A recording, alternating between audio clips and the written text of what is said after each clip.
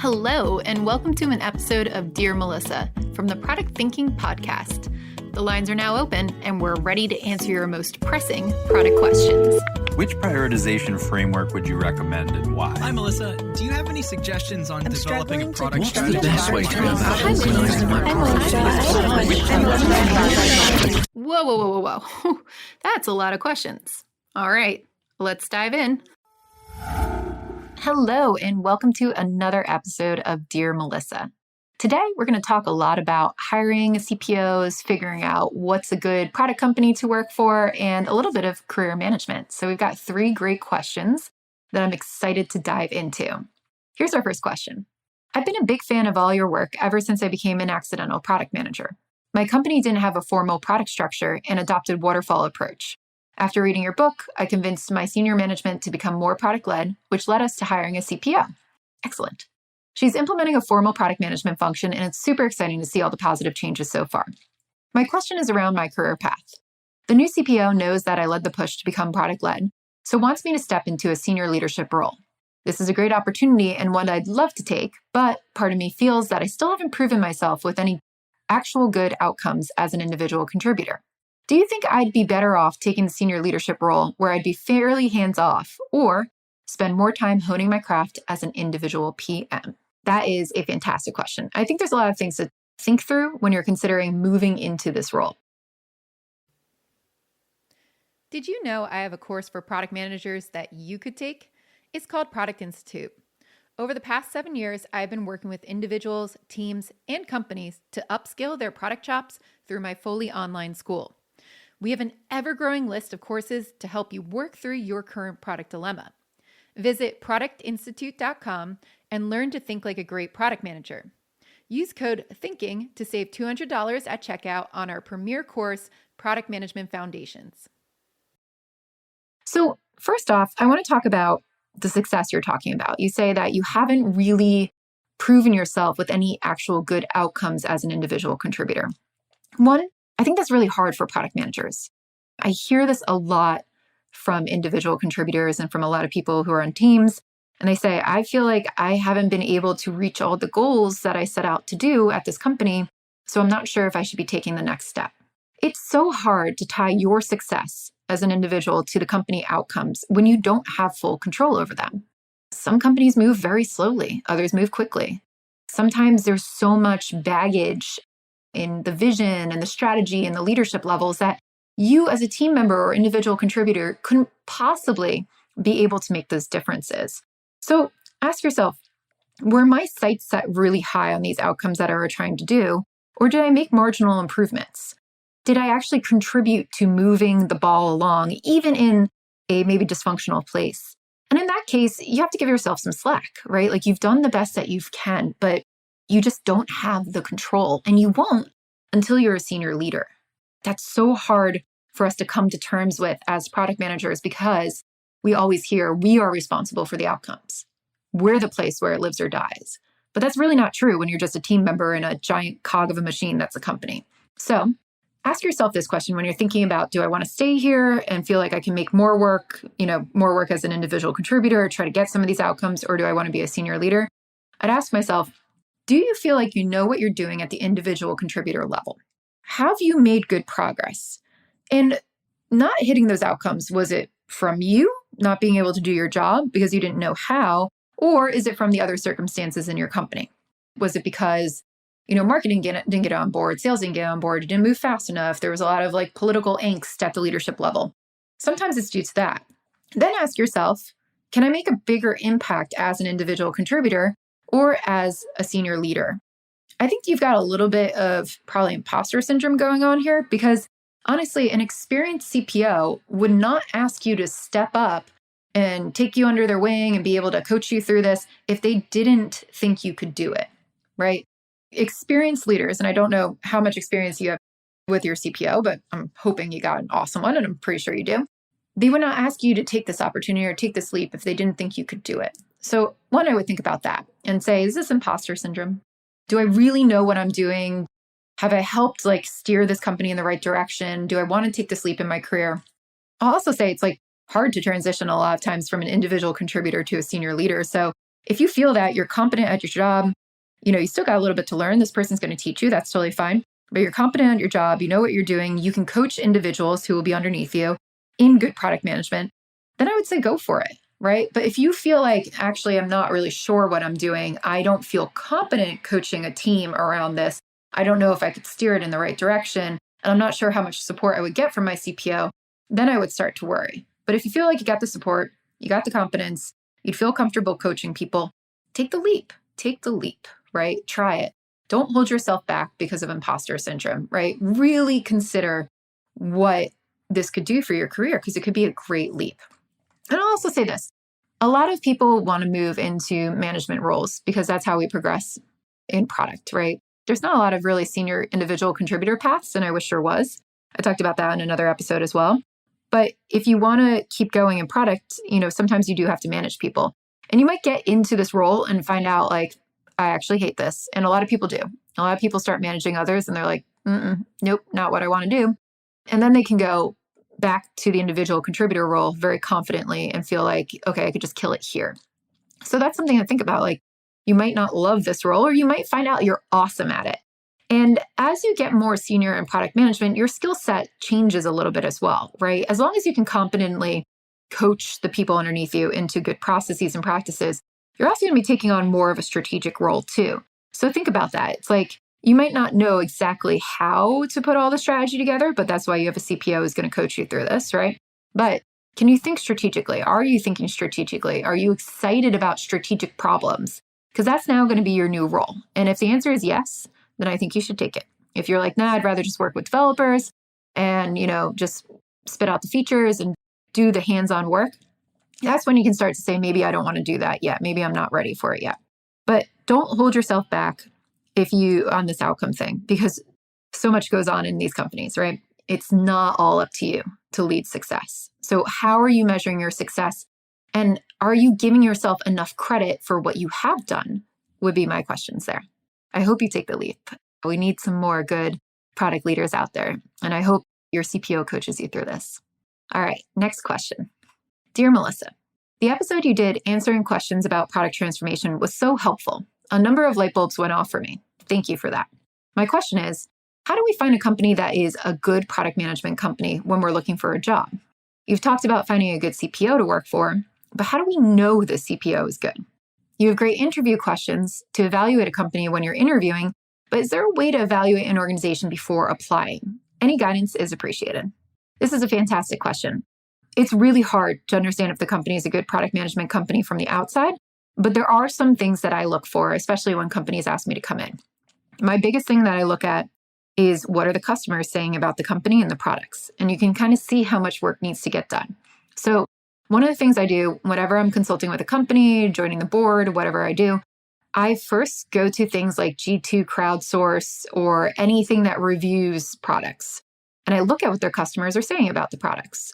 And if the customers are completely saying, like, this product doesn't do anything for us, I left and I went over here, like, okay, wow, we have a lot of product issues, right? Or sometimes they say, fantastic product, solves all my needs, but it's so hard to use. And I'm like, okay, it's got a UX problem, but that doesn't necessarily mean it's super dysfunctional. But you can learn a lot from customer reviews. You can learn about their sales processes. You can learn about the product, whether people really like it. You can learn about whether the industry is moving on. You can look at the features. So I start to really study that. I really dive into those customer reviews and I start to think about, what is this telling me, right? Like, is this is the company creating great products for its customers? And the ones that have glowing reviews about their products probably are a good product company, right? Because it's hard to create great products if you don't have a great product management team. So think about that. Think about what the clients are saying, what the customers are saying. How does that relate back to the products? So I'd look at that first. 2, I would look and see how long people have worked for the company in the product management positions as well. And that will kind of tell you, like, has the CPO been there for a long time? Are they new, right? And then also, based on that, like, are the product managers new? Are they there for a long time? You're going to see a couple patterns. If you've had a CPO there for a couple years, have the product managers changed? Have they turned over? Usually, if there's a good CPO, people will stick around. I'd also look at the CPO's background. Have they done this before? a lot of CPOs are new to the role, not necessarily new to the company. That's fine. If they're new to the company, whatever. That means that they probably recognize they had a problem and needed a change. So what is that CPO's background? Have they been an extensive product manager for a long time? Do they have that experience? If they don't, then you have to start to question, like, is this just a subject matter expert that people think could handle product? Or is this person really a product person? You can tell that by the backgrounds by looking at it. I always look at people's backgrounds on LinkedIn. Then you can start to see, like, where have they worked before? Do you recognize those companies? Were those good product companies? Or maybe you go and read the reviews about those companies as well and start to see if the customers had good things to say about it, see if it improved. I would go do some research there.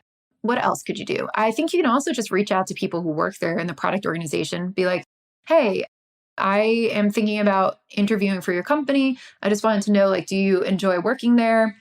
I've seen people do that a lot, and that's totally fine, right? It's not going to ruin your chances or anything to say, hey, I'm really excited about your company.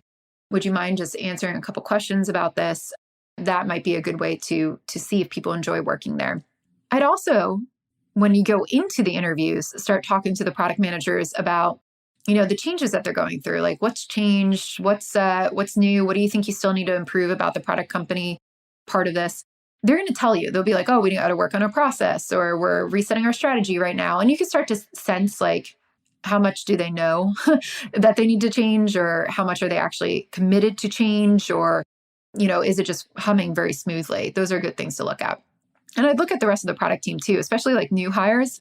Are they coming from, good companies or good product companies? Like, people who are good are going to go to good companies. So that's something to look at as well. So lots of LinkedIn searching is what I'm getting into. Lots of background. Customer reviews tell a huge story about a company. We talk to customers a lot as product managers, and a lot of customers will write exactly what they think about the company online. So a lot of Googling there just to see what they're saying. And that's the whole point of being a good product management company, right? Building things your customers love. So if the customers love the product, if they have some constructive criticism, but you're like, that's fair, that's constructive, it doesn't feel dysfunctional, I say you're probably in a good place. And I'd also just make sure you follow product leaders who know what they're doing, who have some experience in that, and who are there to really coach you and improve you. So I would look all over LinkedIn, look at the people who work there, look at their backgrounds, look at the customer reviews, and that should give you a little bit of an inkling before you actually do the applying.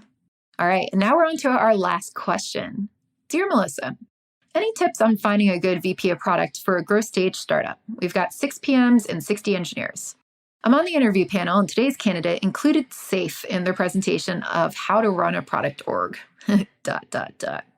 Signed, humbly hiring my boss. Well, first of all, I think it's awesome that you're hiring your boss, and I'm glad that the company gave you the opportunity to do that. So that's really cool. SAFE would be a red flag for me at a growth stage company of 6 PMs. That is way too much overhead for a company of your size. So I think your intuition there is good. But this is how I used to hire VPs of product and CPOs for growth stage companies. I did a lot of this when I was working with Insight. And what we would do is we'd sit there and we put together a scorecard of what we needed in the product person. And we'd look at all the challenges that the company was actually going through. So we'd go, do we need somebody to own the strategy of the product portfolio, or is the CEO doing that? Hopefully it's the VP of product. Do we need somebody who's like super strategic, or do we have a pretty well thought out roadmap? Do we need somebody who can teach us better processes because we don't have process? Or is that being owned by the engineering team? Sometimes they'll implement agile processes, but we still need product processes. Do we need somebody who spikes as a subject matter expert or leans more towards like a specific type of product leader, like a platform leader or something like that? So we think through all of those criterias and we put together this scorecard. It's got usually 5 or 6 key skills that we're looking for. And then I would start with the screener on the phone of all of our candidates before, putting them through the whole gamut. And I'd ask them very specifically, related to those criteria that we found, to tell me about the time where they've done those things before. So for instance, if you're in a growth stage company, you've got 6 PM, 60 engineers, I can imagine that you're going to be scaling very quickly, as a lot of growth stage companies do. Do you need somebody who's great at building a team and hiring people? In that case, I'd ask them on the phone, tell me about a time, where you hired your team. Tell me about like your past companies too. Did you just walk into a team and take it over? And in case, like, how did you win the hearts and minds of people? Like, what did you do when you took it over? Was there churn? Those types of questions. Or were you coming into a blank slate and you needed to hire people or grow people or scale that team very quickly. And then how did you hire people? If we interviewed one of the people who've been reporting to you, what would they say about you? And then also, can you demonstrate or tell us about a time when you coached somebody on your team and they went on to bigger and greater things? One of the best answers I got from a CPO candidate was yes, I had this director of product reporting into me when I was chief product officer of this company, and I coached them and they went on to be a chief product officer now at this other company, and that company's killing it, right? That's telling me you're really good at molding and shaping and growing teams, and you're really good at coaching people. If they don't have any stories like that, I'd be worried. I'd be I don't know if they could take this on. I also think my favorite questions when I'm screening and interviewing people is about, tell me about a time. So I always ask every VP of product, every CPO, tell me about a time when you set a product strategy. Who did you oversee? What did your team look like? What was the outcome of that product strategy? How did you put that roadmap together? What did it look like? I want them to walk me through the process, but then I also ask them, what was your responsibility in setting that strategy, right? What were you accountable for? What did you literally do? And then how did you work with the rest of the executive team to do it? And this is a great question as well for people who may not have had that CPO role, but are trying to make that leap. And they've been a VP of product before, they've been a director of product. If they have demonstrated competence and ownership over a big enough piece of the pie in their company, I'd be okay, they know how to set strategy. They just got to do this on a wider scale. And maybe this is the right opportunity for them to make a leap, right? This also helps you not just look at people's titles, but you really get into what did they do before and what were the outcomes of it. And I've met some amazing director of products at larger companies who've overseen big portfolios and made big change and made a lot of money for that company. And I'd hire them, as a VP of product or as a CPO at growth stage companies. So that's something to look for. Tell me about a time when you set the product strategy, ask them about what their responsibilities were, what they directly were responsible for, how they did it, what's the process, what was the outcomes, make them get detailed. And you can start to see if people are ever thinking strategically or are they more tactical. And this is going to tell you who's going to be a great leader versus who's not. So the people I found that actually weren't thinking strategically, who were not going to be great VPs of product or CPOs, they would tell me super specifically about taking in customer requests and executing on those ideas. They'd be well, we worked with this big client to build X, Y, and Z. And what I'd want them to say was that was a proof point to lead to scaling to other clients. Or we then went from there and built a roadmap around that because we found this out and then it made all this money, something like that.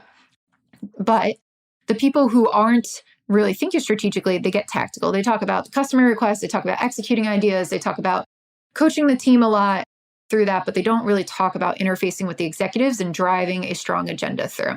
So you want to make sure you understand how they work with the rest of the executive team. You can ask them about difficult executive teams. Have you ever worked on a difficult one? What happened? Who didn't you get along with? How did you remedy that? Those types of things are really going to set apart a great product leader from just an average product leader. The politics, the working together, the driving the agenda. The product leaders who succeed are the ones who are able to do that. The product leaders who fail are the ones who don't want to work with the executive team, have a problem communicating with them, and don't want to help drive those agendas forward. So try to dig into that. Again, look at their backgrounds, look at who they've worked with before. I always do references as well for, CPOs when we're hiring them, what do they need to work on? What were they good at? And you can usually tell with those references, how they operated with the rest of the people. And you also tell by the references that they actually submit who they worked with, right? If you've got a chief product officer that has 5 years experience as a chief product officer and all their references were direct reports and not the other executives, I'd be very worried because I'm okay, that person's not working with their executives. What's going on? It's one thing if they're leaving a company and don't want to rock the boat before they leave or whatever, but if they don't have people in their past either who were higher up that they didn't work with, that's a question. I have questions about that. I want to see peers. I want to see people reporting into them. I want to see old bosses. Those types of things will tell me that this person was really a leader and somebody who collaborated with the executives and who pushed for agendas and getting things done. So that's another thing that I'd look at. But yeah, it's all tell me about a time when. Same things that we use for user research. Make them pinpoint what they did. Make them talk about it. You'll start to see trends. You'll start to see people who really led things and pushed agendas forward. and got stuff done. And you'll see people who just pay it lip service, but nothing ever actually amounted to it. I like this presentation too that you kind of had where it sounds like you asked them about how you would run the product org. I used to do that as a final stage of a lot of my interviews. I put together a really small case study scenario that directly related to the company's problems. I just like fudge some numbers or whatever, and I'd ask people how they would approach setting a roadmap for it or setting a strategy. I say you don't have to get to a roadmap. Talk to other people in the organization as you're going through these interviews. And I would tell them this before they got into interviewing with the rest of the organization. I'd say, you're going to meet with the sales people, you're going to meet with product people, you're going to meet with everybody else. While you're doing that, ask them about what you would need to know to be able to recommend what you would do and present back the biggest challenges this company has. So that way, I'm really understanding if the person that I'm hiring understands the challenges, understands how to solve those challenges, and I'm not asking them for a big solution. Like I'm not asking people to do work here that we're going to take and be able to execute on. Like it never comes out to that level. It never gets there. But I want to know how they would approach it. I want to know what they would do in their first 90 days. I want to know what their plan would be. And I want to understand if they understand our challenges and they feel confident in actually solving them. So I always like to take that little case study, started them off with it, have them talk to a bunch of people in the organization, and then just present back really quickly, 30 minutes. Here's what I think is your problem. And this is how I would approach solving it. I only know what I know, but like, this is what I know. And this is what I've gleaned so far. And yeah, I think I could kill this. And this is what I think I would be doing. That is going to give you a lot of insight into how people approach problems, how they solve problems, and what they've done in their past. And the people who are tactical are going to spend all of their time on org design. I've seen that a lot, and process. And they're going to be like, I need safe, I need agile, I need that. And if it's a strategy problem and they glance out over that, like, you don't have a strategic leader there. You have somebody who's a lot more tactical, a lot more focused on process, and that might not be what you need. So always good to do those types of things. Always good to have a scenario and have people talk you through it. And then you're going to start to see how they think rather than them telling you what they think that you're going to hear. So I hope that helps. So thanks for tuning into today's Dear Melissa. If you have questions for me, I would love to answer them. So go to dearmelissa.com, submit your questions. We do this every other week. And it could be about anything. It could be about scenario going on in your company. It could be about career paths. It could be about anything. Give me some good stuff to think about. I love answering these questions. And also, if you're enjoying this podcast, please leave us a review. Anywhere that you're listening to it, that helps tremendously for people finding it. We love it. We love hearing your stories. I love hearing that you like this. So you keep me going. All that feedback is great. So I'd really appreciate it if you could leave us a review. And we'll see you next time.